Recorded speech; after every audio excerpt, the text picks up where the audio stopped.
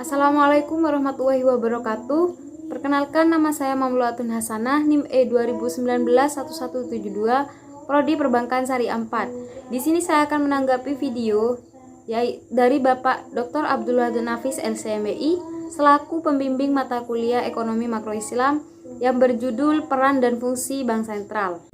Pengertian bank sentral yaitu sebuah instansi atau lembaga keuangan yang memiliki tanggung jawab atas suatu kebijakan moneter dan melahirkan tingkat aktivitas ekonomi yang stabil dalam suatu negara. Pengertian bank sentral memiliki dua kata kunci: lembaga keuangan yang memiliki tanggung jawab atas suatu kebijakan moneter, mempunyai tanggung jawab masalah uang baik dalam hal mencetak uang atau mengedarkan uang dan mengatur tentang laju inflasi dan deflasi. Jadi maksudnya di sini memiliki tanggung jawab bagaimana dalam kebijakan moneter sehingga menentukan suku bunga rendah atau tinggi. Ketika menginginkan supaya uang itu beredar lebih banyak, maka hubungan diturunkan.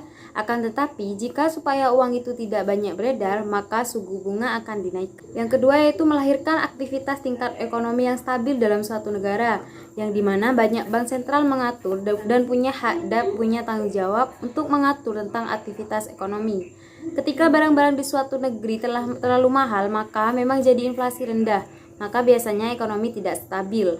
Karena daya beli masyarakat rendah, maka dari itu akhirnya barang-barang produksi tidak terserap. Maka berarti ekonomi macet, akibatnya terjadi pengangguran. Kalau terjadi pengangguran, maka ekonomi akan goyah. Begitupun ketika barang terlalu murah, maka yang terjadi para produsen tidak bergerak untuk produksi, karena hasil produksinya tidak menguntungkan pemerintah. Juga mengambil bagian dari hal ini, bank sentral misalnya untuk bagaimana uang itu beredar lebih banyak di masyarakat, sehingga daya beli masyarakat itu pun menjadi tinggi. Selanjutnya itu tujuan bank sentral untuk mencapai dan memelihara kestabilan nilai mata uang yang tercermin dari laju inflasi dan tumbangan nilai mata uang dalam negeri terhadap mata uang asing. Jadi kita harus menjaga kestabilan nilai mata uang apabila negara mengalami inflasi rendah.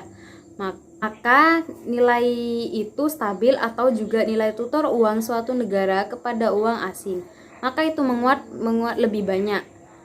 Tugas bank sentral berkaitan dengan pemerintah, yaitu tugas bank sentral berkaitan dengan pemerintah, penyediaan kredit kepada pemerintah atau menyiapkan uang yang dibutuhkan oleh pemerintah, menyiapkan uang untuk bank-bank milik pemerintah seperti misalnya di Indonesia untuk Bank BRI, Bank BNI, Bank Mandiri, Bank BCA, dan lain sebagainya. Mengatur kas pemerintah, di mana bank sentral juga mengatur kas pemerintah berapa triliun yang harus dimiliki pemerintah dan berapa triliun yang harus diberikan kepada masyarakat, serta berapa triliun yang dibuat biaya operasional pemerintah.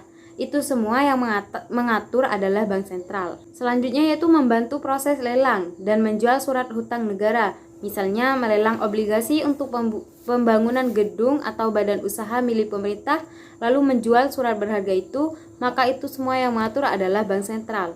Yang ketiga yaitu melakukan pengedaran uang sebagai alat pembayaran yang sah.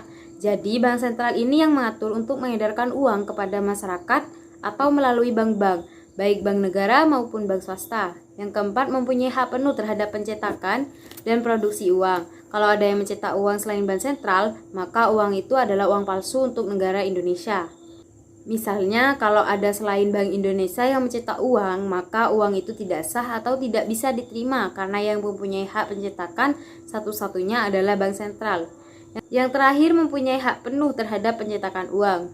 Selanjutnya, tugas bank sentral dalam perbankan yang pertama menentukan suku bunga, misalnya 1%, 2%, 5% atau 6% dalam satu tahun, itu adalah bank sentral yang menentukan. Misalnya ini suku bunga yang perlu dinaikkan. Kenapa? Karena uang terlalu banyak beredar di masyarakat. Maka berarti nanti per tahunnya suku bunganya menjadi 8%.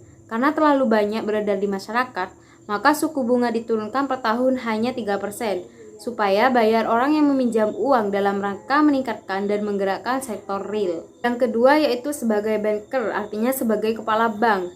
Jadi semua bank-bank itu pimpinannya adalah bank sentral. Jadi seperti Bank BRI, BRI, Mandiri, Jatim itu di bawah bank sentral, atau bank swasta yang terdiri dari Bank BCA, Mega, dan bank yang lain, itu semua di bawah pengawasan bank sentral.